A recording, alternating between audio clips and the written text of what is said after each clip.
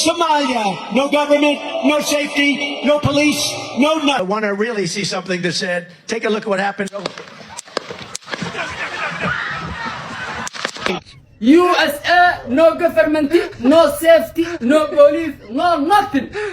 kadib dilkii isku daygii Donald Trump ayaa muuqaalkan Soomaalida aad ugu dhex baahay. Trump saaxiib iska dulqaado, anaka maalinta khudbadan jeedinaysa waa adkaysanay. waxay u muuqataa in sanadkan 2024 sanadkii dilalka qorsheysan muddo bil iyo bar laga joogo madaxweynaha Iiraan ayaa ku dhintay shil diyaaradeed oo ay dad badan aaminsan yihiin inuu ahaa dil qorsheysan. waxaa haddana socda howlgal kale oo laga yaabo inuu yahay kii ugu halista badnaa maadaama lagu bartilmaameedsanayay madaxweynaha dalka ugu awoodda badan adduunka. su'aasha ugu muhiimsan ayaa ah kumuu ahaa wiilkan isku dayay dilka Trump. xisbiga dimuqraadiga ee uu hogaamiyo Joe Biden lug intee la eg ayay ku leeyihiin. su'aalahan ayaan kaga jawaabi doonaa muuqaalkan, balse intaanan gudaha u galin muuqaalkan like saar una share garee asxaabtaada. aragtidaadana commentiga nagula wadaag. 13 Julaay gobolka Pennsylvania, Donald Trump ayaa khudbad ugu jeedinayay taageerayaashiisa. Trump oo muddo ku dhow 5 daqiiqo hadlaaya ayaa la maqlay dhawaaqa rasaasta. isla markiiba waxaa caddaatay inuu ahaa isku day dil oo lala damacsanaa madaxweynihii hore ee Mareykanka.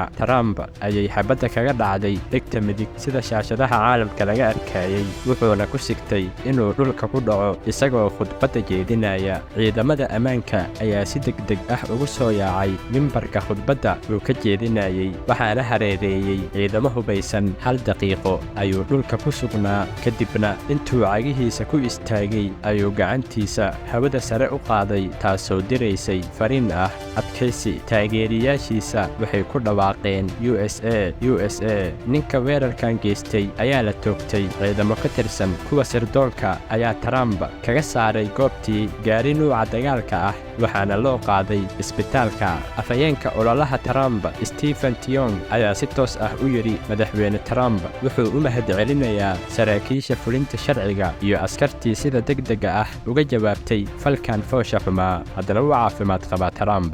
su'aasha ayaa ah kumuu ahaa wiilkan isku dayay inuu dilo Trump. waa wiil 20 jir ah oo lagu magacaabo Thomas Crooks. wuxuu degnaa gobolka Pennsylvania, gaar ahaan meel 70 kiiloomitir u jirta goobta Trump uu khudbadda ka jeedinayay, wuxuuna iskuulka ka qalin jebiyey 2022. mana la oga ilaa hadda waxa ku dhiirigeliyey inuu falkan dilka ah isku dayo.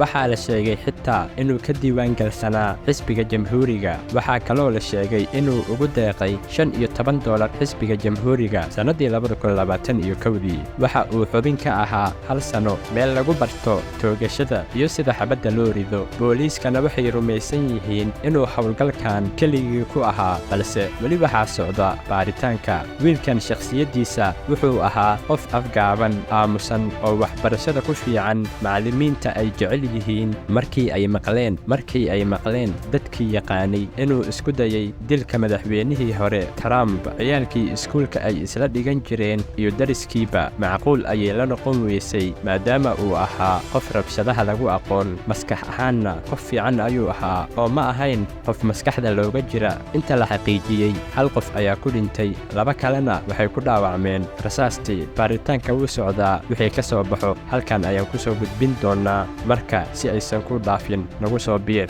muuqaalkanna like saar. intaan ayuu ku egyahay muuqaalkeena.